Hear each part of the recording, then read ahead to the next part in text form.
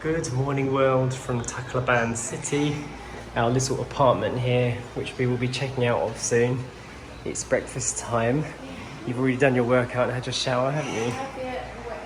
And my workout for the morning was clearing about 1 million ants out of here. They're still here actually. I've been doing it for a good 40 minutes or so, and it is crazy how many you get. Just one little morsel of food left behind and you have trouble. Poppy, you didn't warn me, did you? And how was your sleep? Did you enjoy your sleep? How was your sleep last night? Did you have a good sleep after that? Yes, it was better. Yes. I still woke up once, but I went back to sleep very quickly. That's good. Yeah, I did. I had a good sleep last night. I'm about to make a coffee. Now, I brought our own coffee machine with us and we managed to buy some pods from Robinson's yesterday. Who remembers when we used to travel with a microwave when Story was a baby? Now we travel with a coffee machine. We used to do that because, again, we used to drive like cross country in Portugal with our car. We just like throw everything in the boot, and then Story was so small, we needed a microwave to warm up her milk and heat up her dinners and things like that. Yeah, Now we're just coffee. It's just a convenience thing, isn't it? Although saying that, the plug that we got for this, here in the Philippines, they all seem to use like different types of plugs. Like this was bought in the Philippines, it has that plug. And the plug sockets we have here are like these two pins. And the last hotel we stayed in had a completely different plug socket, so it gets tricky. So we also travel with our own like multi-socket, which is like basically takes anything, any like type of plug. So whatever devices we're using, we can actually take with us. So even though this house came equipped with loads of stuff that I was really impressed with, the one thing it's missing, which you would think would be in a house like this, is a fridge. So normally when we check into a place like this, we put stuff in the fridge, even if it's not plugged in, because it generally protects it from ants and stuff. So if we're carrying food with us, which we often are, as a traveling family, we've got dog treats and packets get opened and you can't seal everything perfectly and there are ants everywhere. You never quite know where you're going to. A fridge is useful. And another thing is like we've had all of these kind of like soy milks and whatnot that we leave open because Story drinks a little bit. Maybe we'll use a bit for our breakfast, and then obviously we can't keep it cold for long. So we keep these ice blocks in a cool bag, which was basically our fridge last night. It managed to keep the bananas safe and whatever else needed to stay cool, but I can see that these have melted now. So a lot of it needs to be consumed right now before we go, especially because where we're heading to, we don't know if that place has a fridge either. So these are some of the troubles of traveling cross country, especially if you're going to places that you've never been before and checking into Airbnbs that you've never tried. Hey Story, good morning. I bet you're super hungry, aren't you? I am. Yeah. Looking forward to breakfast? Yeah.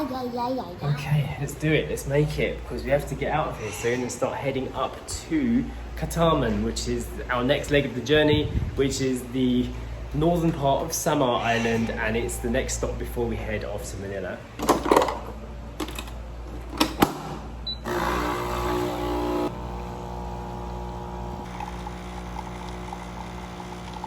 It's looking like another good weather day out here. Good day for traveling. I'm interested to see what the bridge between Leyte and Samar looks like. It's a very famous bridge actually. I think it's the longest truss bridge in the whole country and it's meant to be quite beautiful. I think it's been nicknamed the Love Bridge. What do you think of that, Poppy Love? That's your name, Poppy Love. You want to go across the Love Bridge? That'd be cute. So we actually know very little about Tacloban city, but one of our subscribers who has been in contact with us for quite some time, since the beginning of the pandemic, lives here and told us about the bridge and basically said that they have a light show every night that we're actually going to miss this time round because obviously we're not going to be travelling over the bridge at night. It looks really cool. I saw a video of it. I'm excited to see what the actual bridge setup looks like. And also, here in Tacloban, they have a vegetarian and vegan food delivery service. So if you're a vegan like we are, you can actually just message them on Facebook and they bring you meals, which is really cool. Didn't expect that for a city like this. And Sacha also found out today that Tacloban city was actually completely wiped out by Typhoon Yolanda in 2013. So yeah, I know it's been several years, like 9 years since then. But looking at the place now, you wouldn't know that this was completely gone. So I know a lot of money was spent, a lot of donations were received from other countries as well. But they managed to recover from another huge typhoon here. Something to think about during our morning coffee. There you go. I thought I could smell the coffee. Yeah, I know. It's good to have these pods. I think I should have bought some more, really. Nearly out. It's only been a day and a half. Oh, no. We just sat and had our breakfast here. Story's gone up to brush her teeth, which is why you can hear the water pump. This is like a kind of a downside as well. Every time you turn the tap on here, you hear this really loud noise. The whole time you're having a shower or something. Oh, Poppy's coming. Oh. So we've got a travel-related problem. Yes, we do.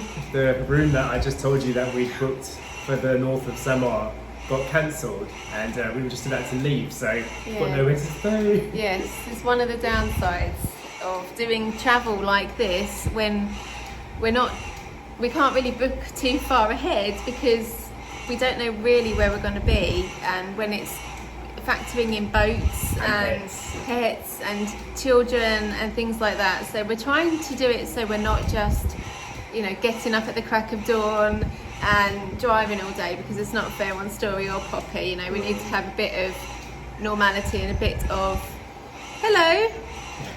Yeah, it's nice to see you're brushing your teeth, but can you do it in the bathroom, please? Yeah, gone are the days when we could just literally power on, travel, and just get where we needed to go whenever we needed. But now it's like you have to think about the comfort of the family. Yeah. So this is actually the second cancellation that we've had for this area. We're trying to stay in northern Samar, near to the port, so that we can get the boat the next morning, because it's an hour and a half crossing, which is fairly easy to do. But when you're factoring in driving to get to the port as well, and then getting on the boat, and then driving the other end to get to another accommodation, it adds up, and it makes it a really, really long. Also, you can't pre-purchase your boat ticket, so you don't know if you've got a space. Some of the ports got damaged by typhoons and haven't been rebuilt yet, so you might turn up there and there's no port. So there's a lot of stuff that we don't know yet. Like the trip over from Siargao city to here, we had to go to a different port because the one we thought we would use has actually not been repaired yet. Yeah. So there's a lot that we don't know, and I'm currently in the middle of trying to book the last Airbnb. There's nothing on booking.com, nothing on Airbnb that's pet friendly. Hello. Hi. Hello.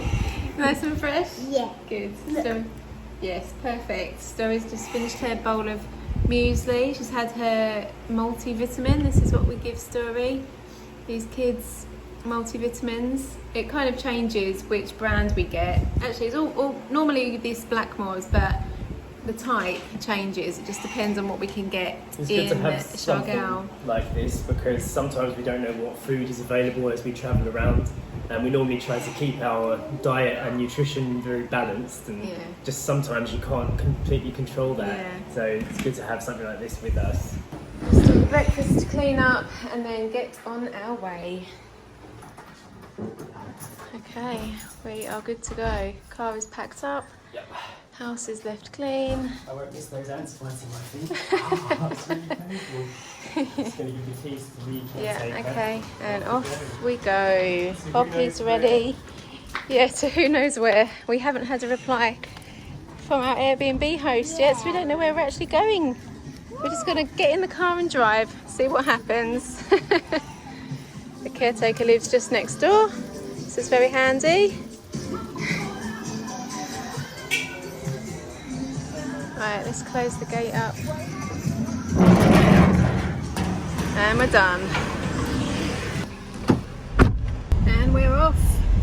So right in front of us now is actually an electric tricycle. Where's it gone? It's quite quick. There it goes, off down there.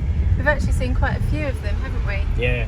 In the city. It looks like maybe they had like some kind of government initiative or something, because there's a lot of... there's another one there, look. Yeah, is that one? Yeah, that's one. Yeah. There's loads of these, so maybe they're replacing the petrol and motorbike tricycles with these electric tricycles. And they've still got the guys that ride the bicycles as well. I forgot what that's called. But yeah, this area, this whole subdivision, all the way out onto the highway, loads of people using the service. So it's still obviously, there you go, it's one of the manual riders. A viable means of making money for these guys. It is. It's hard work though, isn't it? Especially in the Philippine heat.